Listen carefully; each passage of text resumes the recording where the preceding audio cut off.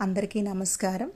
మనం ముందు వీడియోలో కనకధారా స్తోత్రం యొక్క విశిష్టతతో పాటు మొదటి శ్లోకాన్ని అర్థవంతంగా అర్థం తెలుసుకుని నేర్చుకున్నాం కదా.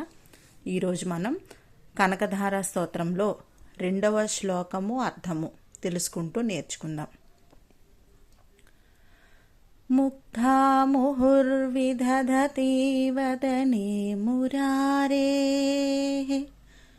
ప్రేమద్రపా ప్రణిహితాని గతాగతాని మాలాద్భసోర్మధుకరీవ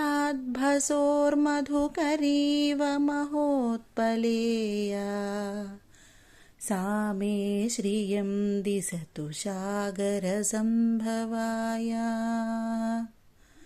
తాత్పర్యము అనగా ఆ శ్లోకానికి అర్థము: నల్ల కలువల మీద ఆడతుమ్మెద ప్రీతితో వాలినట్లు మహాలక్ష్మీదేవి సుందరమైన చూపులు ప్రణయం చేత తన నాథుడైన శ్రీమన్నారాయణుని చూచుటకు ముందుకు సాగుతున్నాయి. ఆయన తనను చూచినప్పుడు సిగ్గుతో ఆమె చూపులు వెనుకకు మరలుతున్నాయట.